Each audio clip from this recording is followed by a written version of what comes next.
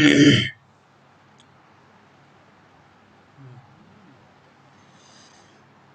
गणेशाय नमः। ओम सर्वचैतन्य रूपान्तामाद्यां विद्यां च धीमहि देवी जानः प्रचोदयात्। आज मैं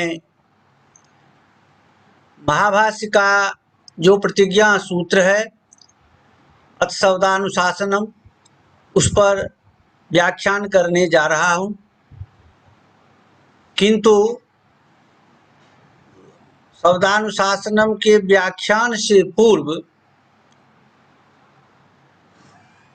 परिचय के रूप में पाणिनि व्याकरणस्थ सूत्र वार्तिक भाष्य का मैं संक्षिप्त विचार पहले प्रस्तुत कर रहा हूं, क्योंकि महाभाष्य का आधार पाणिनि का सूत्र और कात्यायन का वार्तिक है। दोनों को लेकर के उन्होंने महाभाष्यकार पतंजलि ने महाभाष्य की रचना की है, इसलिए थोड़ा पूर्व का विचार आवश्यक हो जाता है। तो मैं पहले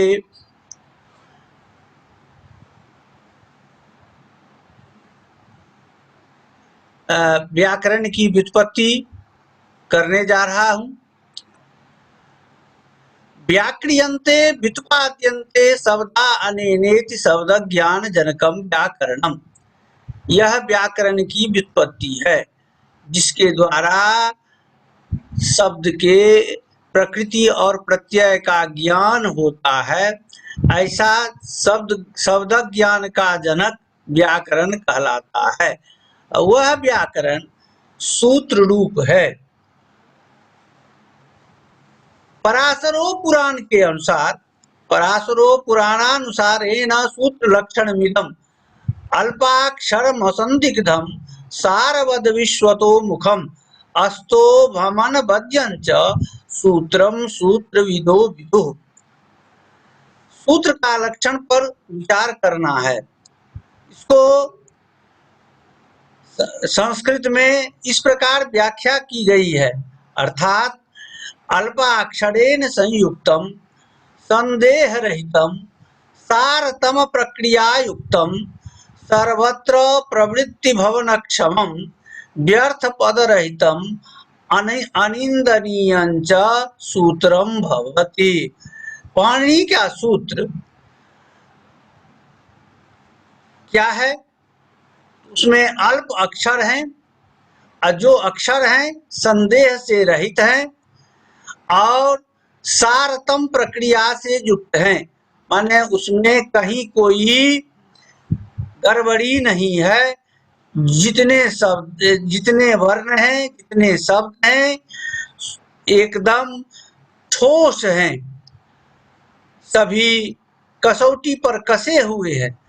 सर्वत्र प्रवृत्ति भवनक्षमम, और सूत्र की प्रवृत्ति सभी जगह होने में वो क्षम है, माने उनकी क्षमता है सभी जगह प्रवृत्ति होने में। और व्यर्थ पद रहितम, उनमें एक भी वर्ण व्यर्थ नहीं है, इसलिए व्यर्थ पद से रहित है। अनिंदनीयंच, और निंदा से रहित है। इस प्रकार पाणिनि का सूत्र है। भगवान पाणिनि ने सूत्रों की रचना की। एक प्रमाण के अनुसार उनके सूत्र की संख्या 3996 है। पाणिनि व्याकरण में सूत्र की संख्या 3996 है। जैसे एक श्लोक उपलब्ध होता है, उस सूत्र पर भी उस श्लोक पर भी ध्यान देना चाहेंगे। त्रीणि सूत्र सहस्राणि तथा नवशतानि च खण्डवतिश्च सूत्राणां पाणिनिः कृतवान् स्वयं। यहाँ तथा लिखने में आकार छूट गया है, उसको ठीक कर लेंगे। तो त्रीणि सूत्र सहस्राणि तथा नवशतानि च कर्णवतिश्च सूत्राणाम पाणिनि कृतवान स्वयं। कहा गया है पाणिनि 3996 सूत्र की रचना किए। ठीक है। अब वो सूत्र की जो रचना किए वो माने इतने सूत्रों को उन्होंने 6 भागों में बांटा। तत्र सूत्रस्य खड्विधत्वम्, वहां पर भाग कौन कौन है? तो संज्ञा च परिभाषा च विधिर नियम एवं च अतिदेशोधिकारस्य षड्विधम सूत्र लक्षणम। संज्ञा, परिभाषा, विधि, नियम, अतिदेश और अधिकार, ये 6 प्रकार के सूत्र के लक्षण कहे गए हैं। ये 6 प्रकार के सूत्र हैं पाणिनि के व्याकरण में। पाणिनि के व्याकरण का नाम, पाणिनि के शास्त्र का नाम क्या है? तो अष्टकम, अष्टाध्यायी, शब्दानुशासनम, वृत्तिसूत्रंच। उनमें अष्टकम जो है तो अष्टो अध्याया परिमाणम अस्य, माने 8 अध्याय इनके परिमाण हैं। यानी पाणिनि का जो व्याकरण है उनमें जो 3996 सूत्र हैं उन्हें 8 अध्यायों में बांटा गया है, इसलिए उसका नाम अष्टक पड़ा। दूसरा नाम है अष्टाध्यायी। अष्टानाम अध्यायानाम समाहारः इति अष्टाध्यायी। आकार होने, यहाँ पर द्विगु समास है, आकार अंत में होने के चलते यहाँ पर स्त्रीलिंग में इसका प्रयोग हुआ है, अष्टाध्यायी। अकारांतोत्तर पदो द्विगु स्त्रियाम इस वार्तिक से। तो अष्टाध्यायी। तीसरा नाम है शब्दानुशासनम। यह बहुत प्रसिद्ध नाम है पाणिनि व्याकरण का। इसके ऊपर तो महाभाष्य में विशद व्याख्यान है, वो वही करेंगे। चौथा है वृत्ति सूत्रम। तो वृत्ति सूत्र का मतलब क्या होता है, तो थोड़ा ध्यान दीजिए। पाणिनीय सूत्राणाम वृत्ति सद्भावात् वार्तिकानाम तदभावाच्च तयोर वैषम्य बोधनाय इदम वृत्ति सूत्रम। वृत्ति सूत्र क्यों नाम रखा गया? तो कहते हैं जो पाणिनि के जो सूत्र हैं उनमें वृत्तियां दी गई हैं, उनके ऊपर वृत्ति लिखे गए हैं, किंतु वार्तिकों के ऊपर वृत्ति नहीं है। इस वैषम्यता को दिखाने के लिए, इस वैषम्यता को बोध कराने के लिए इनका नाम दिया गया वृत्ति सूत्रम। ठीक है। तो इस प्रकार पाणिनि के द्वारा जो लिखित जो सूत्र हैं उनका संक्षेप में मैंने व्याख्यान किया। अब है वार्तिक लक्षण।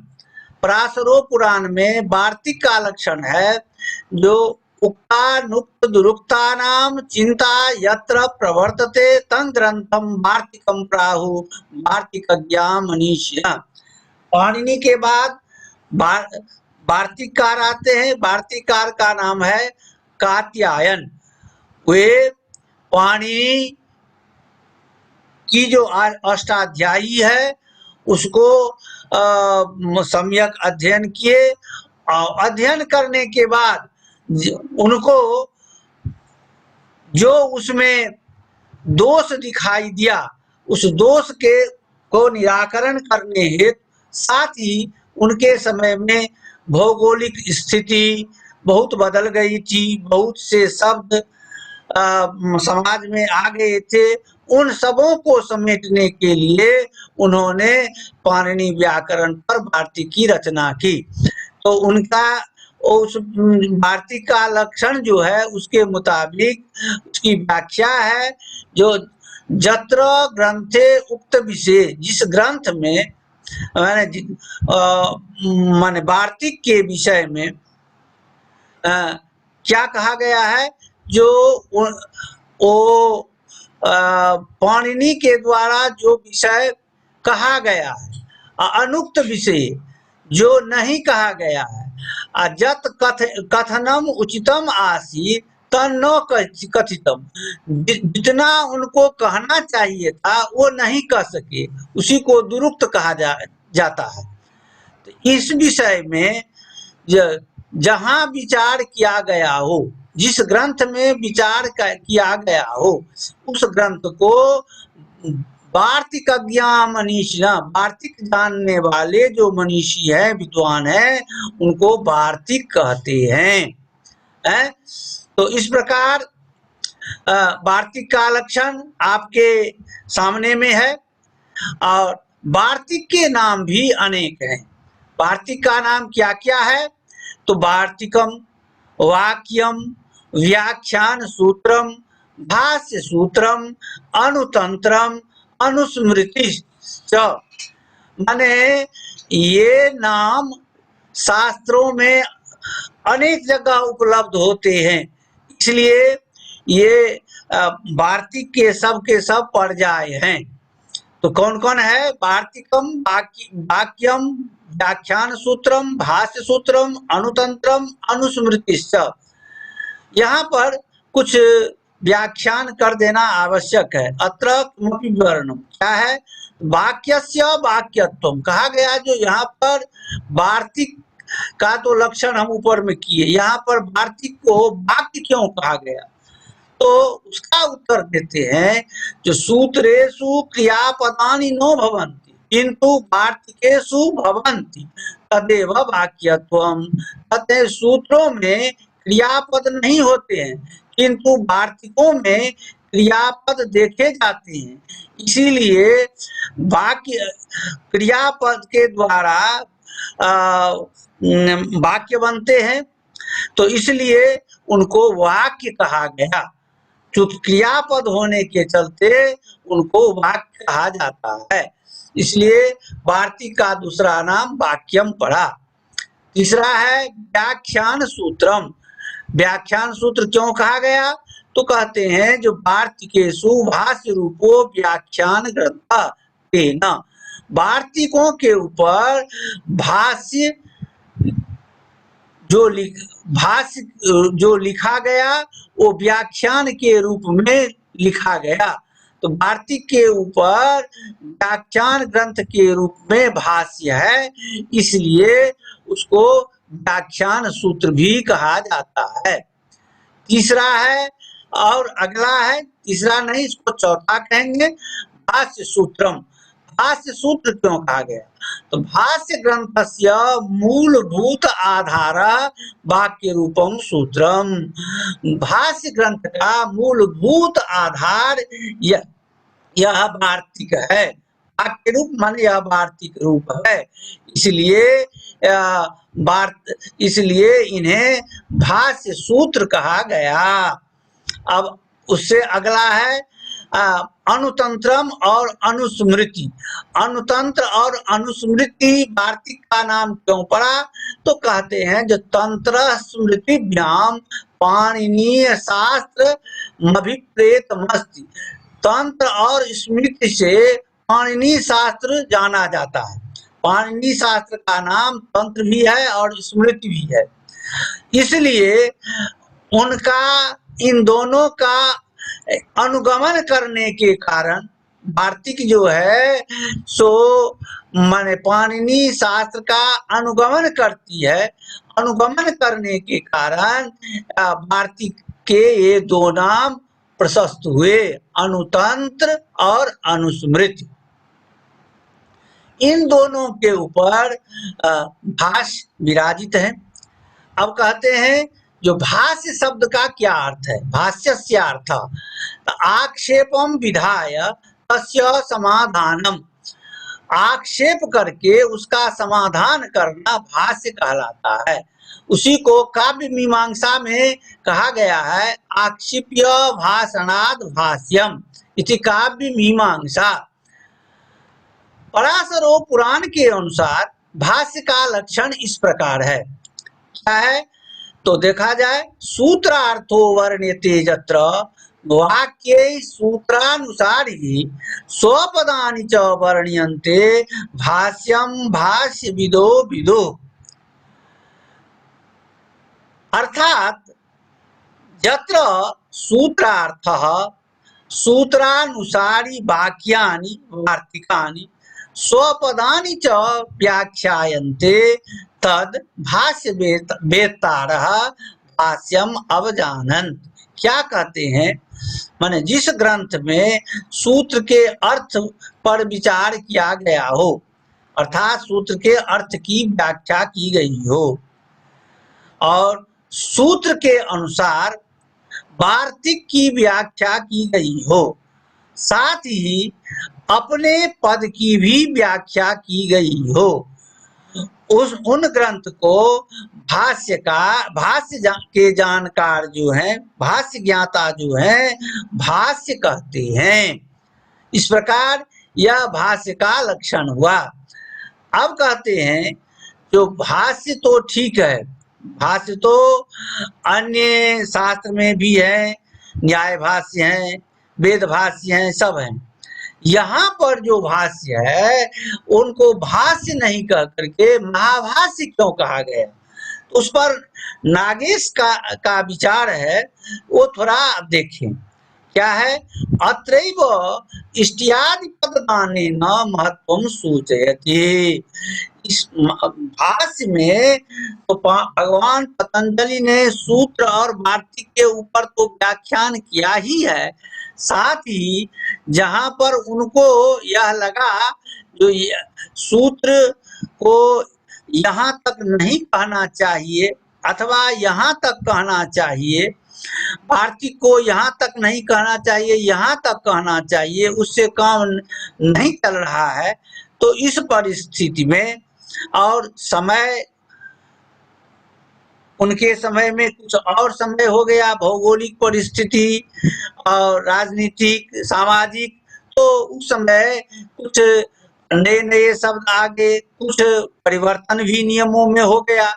इन सबों को देखते हुए उन्होंने इष्ट्यादि पद उसमें अपनी ओर से जोड़ दिए। तो इसलिए कहा गया है अत्रैव नागेशेन उक्तम उद्योक्ते। इस विषय में नागेश ने उद्योत में कहा है। क्या कहा है? व्याख्यातृत्वेपि अस्य इष्ट्यादि है, यह छूट गया है। व्याख्यातृत्वेपि अस्य इष्ट्यादि कथनेन इतर भाष्यापेक्षया इदं महत्वाधायकम तेन महाभाष्यम इत्युच्यते। कहते हैं जो सूत्र वार्तिक की तो व्याख्या उन्होंने की ही, तो व्याख्यातृत्वेपि, किंतु यहाँ पर वो इष्ट्यादि का भी कथन किया, इसलिए अन्य भाष्य की अपेक्षा इनका महत्व अधिक बढ़ गया। इसलिए वो महत्वाधायक होने के चलते ये महाभाष्य के नाम से यह ग्रंथ प्रसिद्ध हुआ। अब कहते हैं इष्ट्यादि आदि पद से किनको लिया जाएगा? तो कहते हैं जो कहीं पर इष्टि दी गई है, कहीं पर उपसंख्यानम दिया गया है, कहीं पर भाष्यम दिया गया है, कहीं पर वक्तव्यम दिया गया है। इस प्रकार भगवान पतंजलि की शैली है। इस प्रकार ये इन शब्दों के द्वारा वो अपने अलग से मत स्थापित किए हैं। जैसे एक उदाहरण, द्विपर्जनता नाम एवेष्टि, यह उनकी इष्टि है। अयम भाव सर्वादिगणे ये तदादयः पठिताः सन्ति तेषु यः द्विपर्जनता नाम एव ग्रहणे भाष्यकारेच्छा वर्तते। कहते हैं जो सर्वादिगण में त्यदादि पढ़े गए हैं उनमें इनकी इच्छा है जो त्यदादि में द्वि शब्द पर्यंत ही ग्रहण होना चाहिए। इस प्रकार भाष्यकार की इच्छा है जो द्विपर्जंत का ही ग्रहण हो। तदादि तदादि नाम से होता है क्या? तदादि ग्रहण में उसके शब्द को सिद्ध करने के लिए कौन सूत्र है? तदादि नाम। इस सूत्र से अत्व होता है। अत्व होने के चलते स्यः सह द्वि से द्वौ ये शब्द बनते हैं। माने यहाँ इससे अर्थ हो जाता है, प्ररूप होता है, तदनुसार शब्द बनते हैं। उससे आगे यदि बढ़ जाता इस सूत्र के मुताबिक तो अच्छा नहीं होता और वह साधु शब्द नहीं बनता। इस दृष्टि से महाभाष्यकार ने यहाँ पर स्थिति दे करके इनकी सीमा यहीं तक निर्धारित कर दी। तो द्विपर्जंत ही तदादि नाम से अर्थ होगा, उसके आगे नहीं होगा। महाभाष्य के महत्व में और भी प्रमाण मिलते हैं। जैसे वाक्यपदीकार का एक वचन है। क्या वचन है? तो कृतेत पतंजलिना गुरुना तीर्थदर्शिना सर्वेषां न्याय बीजानाम महाभाष्ये निबंधने। कहते हैं जो तीर्थदर्शी जो गुरु भगवान पतंजलि हैं, उन्होंने संपूर्ण न्याय बीजों का इस महाभाष्य में उल्लेख कर दिया है। इसलिए भी इनकी विशिष्टता बढ़ जाती है। इसलिए कहा गया है जो यह महाभाष्यमिदं सूत्र वार्तिकयोरुपरि लिखितम विद्यते। महाभाष्य तो यह सूत्र और वार्तिक के ऊपर लिखा गया है, परंतु महाभाष्यमिदं न केवलम व्याकरणस्य, यह महाभाष्य जो है केवल यह व्याकरण शास्त्र के लिए बहुत उपयोगी है ऐसी बात नहीं है, अपितु समस्त विद्या नाम आकरक ग्रंथ, इस समस्त विद्याओं का आकरक ग्रंथ है। समस्त विद्याओं का यह उपकार करने वाला ग्रंथ है।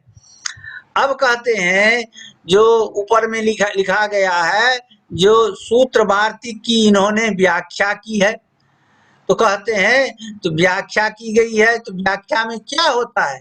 तो व्याख्यान का लक्षण इस प्रकार शास्त्र में प्रतिपादित किया गया है। तो पदच्छेदः पदार्थोक्ति विग्रहो वाक्य योजना आक्षेपस्य समाधानम व्याख्यानम पंचलक्षणम। पहले व्याख्यान में क्या होता है कि एक एक पद को अलग किया जाता है, तो उसके बाद पद के अर्थ क्या होते हैं उस पर विचार किया जाता है, यानी उसका पद के अर्थ का कथन किया जाता है। उसके बाद विग्रह, समास में विग्रह किए जाते हैं, लौकिक विग्रह और अलौकिक विग्रह। अब विग्रह के बाद उसको फिर वाक्य योजना, उसको फिर हम आपस में उसको जोड़ते हैं।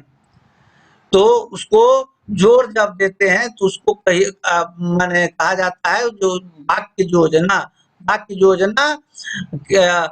करके उसको हम सुंदर रूप देते हैं। उसके बाद पांचवा है आक्षेप से समाधानम। पहले प्रश्न किया जाता है और उसके बाद उसका समाधान किया जाता है।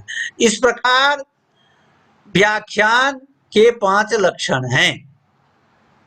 ठीक है, तो इस प्रकार महाभाष्यकार पतंजलि ने भाष्य की पंक्तियों सूत्र और वृत्ति को व्याख्यायित किए हैं और अपने पद की भी व्याख्या किए हैं। अब आगे थोड़ा देखा जाए, अब भाष्य की व्युत्पत्ति क्या है? तो भाष्यते शब्द शास्त्रम जेन, जिसके द्वारा शब्द शास्त्र भाषित होता है कहा जाता है। भाष्यते का मतलब होता है भाष धातु जो है व्यक्तायाम वाची, माने व्यक्त भाषण के अर्थ में है। जहाँ पर जिसके द्वारा शब्द शास्त्र को व्यक्त किया जाता है, व्यक्त वाणी में बोला जाता है, उसको हम भाष्य कहते हैं। और व्यक्त वाणी में बोला जाता है, व्यक्त वाणी में लिखा जाता है, वे सभी भाष्य कहलाते हैं। अब भाष्य को हम महत् शब्द के साथ समास करते हैं। महच्च तद्भाष्यम इति महाभाष्यम। महच्च तद्भाष्यम, यहाँ पर हम कर्मधारय समास करते हैं। तो महत् सु और भाष्य सु, इस अलौकिक विग्रह में सन महत् परमोत्तमोत्कृष्टा पूज्यमाने, यह तत्पुरुष में सूत्र है। इस सूत्र के द्वारा यहाँ समास होता है। समास के बाद शुभ का लोप हो जाता है और महत में तकार को आत्म हो जाता है, तो उसके बाद सवर्ण दीर्घ हो जाता है, तो क्या बनता है? महाभाष्य। अब महाभाष्य बनने के बाद उसको कृत समासाश्च से कृदंतत्वात् प्रातिपदिक संज्ञा होती है और सूला करके नपुंसक में महाभाष्यम यह शब्द बनाया जाता है। अब महाभाष्य को व्याकरण के साथ जोड़ेंगे तो यहाँ पर षष्ठी तत्पुरुष समास होता है। जैसे व्याकरणस्य महाभाष्यम, व्याकरण महाभाष्यम। अब इस महाभाष्य में 85 आहनिक हैं। इस महाभाष्य में 85 आहनिक हैं। अब आहनिक शब्द की व्युत्पत्ति क्या है? तो आहना निर्वृतम आहनिकम, माने एक दिन में जितने विषय पढ़ाए गए उसको आहनिक कहा गया। एक दिन में जितने विषय पढ़ाए जाते हैं उनको आहनिक कहा जाता है। अब इस 85 आहनिक में सबसे पहला आहनिक कौन है? तो पसपस आहनिक। यह पसपस शब्द कैसे बनता है? तो कहते हैं जो स्पर्श बाधन स्पर्शयो धातु है, इस धातु से जंगलुक में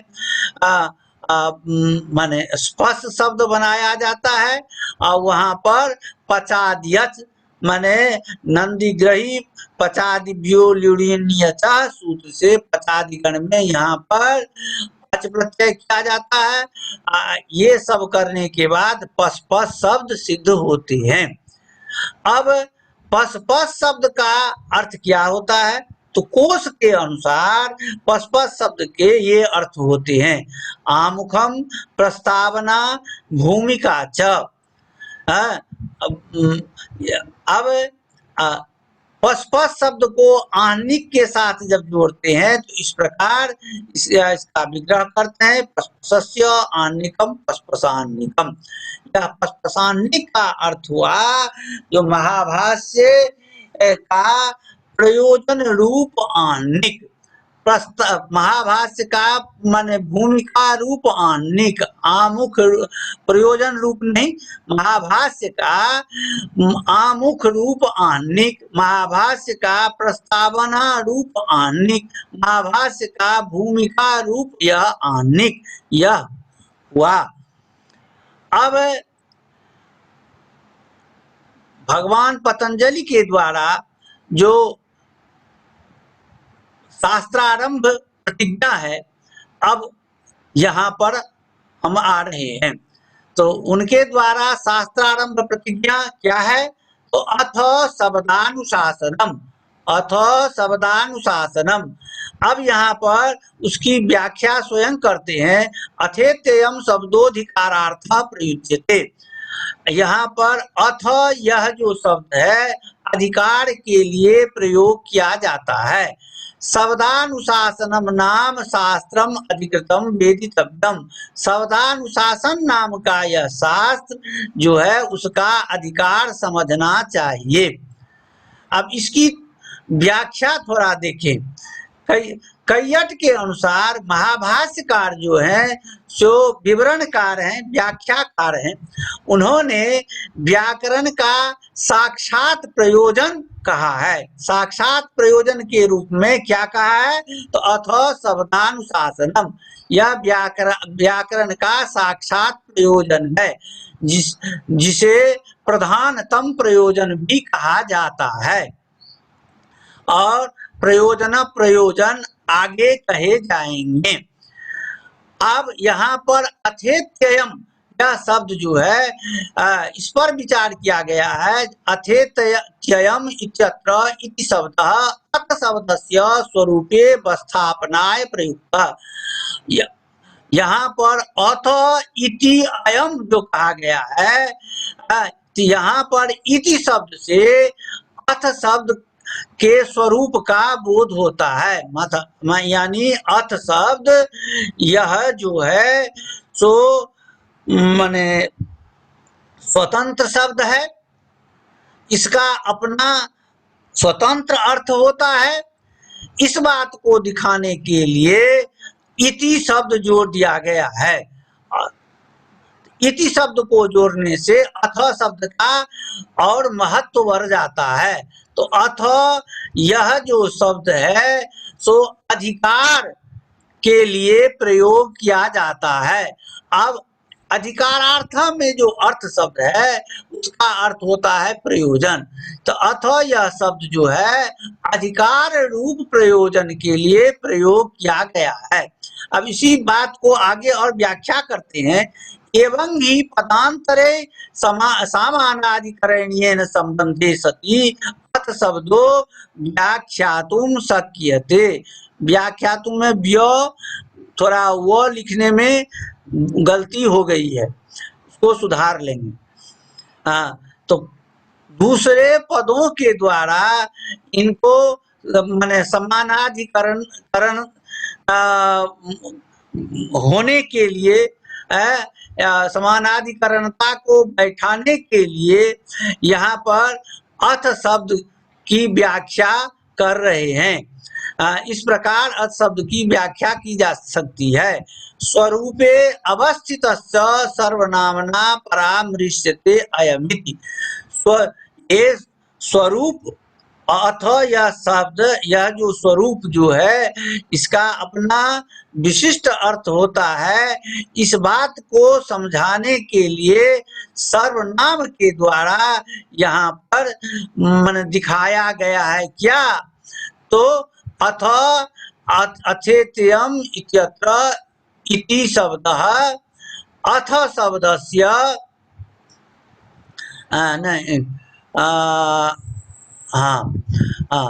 अथ इति अयम शब्दः। यहाँ पर अथ यह क्या है? तो यह शब्द है। इस बात को समझाने के लिए कहा कि माने सर्वनाम का प्रयोग किया गया है।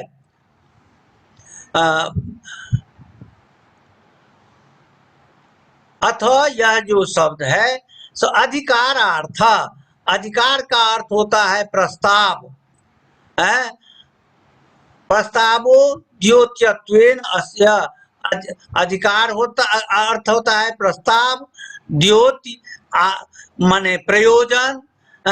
इस प्रकार माने अर्थ अधिकार अर्थ प्रयोग अधिकार रूप प्रयोजन के लिए यह अर्थ इससे निकलता है। अधिकारार्थ का मतलब हुआ अधिकार रूप अर्थ को दिखाना।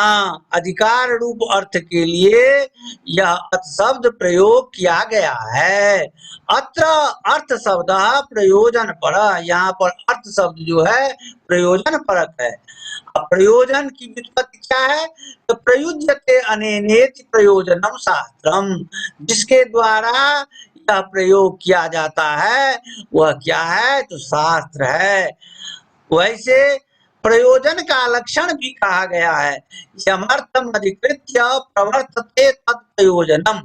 जिस उद्देश्य से शास्त्र में प्रवृत्ति होती है उसको प्रयोजन कहा जाता है। जिस उद्देश्य से शास्त्र में प्रवृत्ति होती है उसको प्रयोजन कहा जाता है। अनेक क्रिया विषयस्यापि शब्दानुशासनस्य प्रारभ्यमानता अथ शब्द सन्निधानेन प्रतीयते। शब्दानुशासन के द्वारा अनेकों काम किए जाते हैं। तो अनेक क्रिया विषयस्यापि शब्दानुशासनस्य प्रारभ्यमानता, यहाँ पर अथ शब्द के सन्निधान से यहाँ पर प्रारभ्य अर्थ यह सूचित होता है, माने शब्दानुशासन का प्रारंभ किया जाता है, यह अर्थ सूचित होता है। व्याकरणस्य चेदम अन्वर्थम नाम, व्याकरण का यह अन्वर्थ नाम है। क्या? शब्दानुशासन व्याकरण का यह अन्वर्थ नाम है, यानी नाम के अनुसार यहाँ पर इनका काम है शब्द का अनुशासन करना, इसलिए व्याकरण का असली नाम यह हुआ शब्दानुशासनम। अब अनुशासन अनुशासन किसे कहते हैं? तो अनुशिष्यन्ते अपशब्देभ्यो विविच्य ज्ञाप्यन्ते इति ज्ञाप्यन्ते अनेन इति अनुशासनम, माने जिसके द्वारा अपशब्द से साधु शब्द को अलग करके समझाया जाता है, बुझाया बोध कराया जाता है, उसको अनुशासन कहा जाता है। यहाँ पर कर्णाधिकरणयोश्च इस सूत्र से करण में ल्यूट प्रत्यय हुआ है, अनुपूर्वक सास धातु से ल्यूट करने के बाद अनुशासनम बनता है। यहाँ अनुशासन का अर्थ प्रकृति प्रत्यय विभाग के द्वारा सामान्य विशेष लक्षण की सिद्धि करना है। अनुशासन का अर्थ हुआ जो प्रकृति और प्रत्यय का विभाग करके उस विभाग के द्वारा सामान्य और विशेष लक्षण, सामान्य लक्षण और विशेष लक्षण, लक्षण माने सूत्र, सामान्य लक्षण और विशेष लक्षण की सिद्धि करना इनका काम है। अब कहते हैं जो शब्द क्या है? तो शब्द येते निग्रहानुग्रहो क्रियेते इति शब्दः, जिसके द्वारा निग्रह और अनुग्रह किए जाते हैं उन्हें शब्द कहा जाता है। जिसके द्वारा किसी वस्तु को ले जाना, किसी वस्तु को ले आना इत्यादि अर्थ समझे जाते हैं, उनको शब्द कहा जाता है। यह शब्द और शब्द उपसर्गात आविष्कारे चाद भाषणे, यह चुरादि गण में पठित है और शब्द जो है भाषण अर्थ में है, और यह शब्द अच प्रत्यय करके यह शब्द बना है। वह शब्द जो है सो क्या है? तो आप्त वाक्यम शब्द, शास्त्र में आप्त वाक्य को शब्द कहा गया है। आप्त क्या होता है? तो परम लघु मंजूषा में इसकी चर्चा की गई है। तो वहाँ पर है वस्तु तत्वस्य कार्षणीय निश्चयवान राग आदि प्रसादपि नान्यतावादी जस आप्त, यह कहा गया है। अब है तो शब्दानुशासनम, शब्दानाम अनुशासनम, शब्दानुशासनम, शब्दों का जो अनुशासन करना हुआ वह शब्दानुशासन कहलाया। यहाँ पर षष्ठी तत्पुरुष समास हुआ है। शब्दानाम अनुशासनम बराबर शब्दानुशासनम, तथा च साधु शब्द ज्ञापनाय शब्दानुशासन संज्ञकम व्याकरण शास्त्रम व्याख्येयतया प्रारब्धम बोध्यम जिज्ञासु। कहते हैं साधु शब्द के ज्ञापन से, साधु शब्द के बोध कराने से यह शब्दानुशासन नाम इनका पड़ा। यह व्याकरण का अन्वर्थ नाम है। उस शब्दानुशासन की व्याख्या यहाँ की जा रही है। उन शब्दानुशासन की व्याख्या का प्रारंभ यहाँ पर होता है, इसे जिज्ञासु लोग समझें, यह अर्थ निकलता है। अब शब्दानुशासन को शास्त्र कहा गया है। शब्दानुशासन जो है शास्त्र है, जो हम पहले भी कहे हैं, अष्टाध्यायी है, तो उसी का पर्याय है शब्दानुशासनम। शास्त्रं तो शिष्यते अनेन इति व्युत्पत्त्या सिद्ध्यति। शास्त्र तो शिष्यते अनेन, इस व्युत्पत्ति से यह करण, इस करण में शिष्यते अनेना, इस व्युत्पत्ति से शास्त्र शब्द की सिद्धि होती है। अब समय समाप्त हो रहा है, इससे आगे और इसमें जो अवशिष्ट अंश हैं इसे अगले दिन विचार किया जाएगा, उस अवशिष्ट अंश पर। ठीक है, ओम शांति।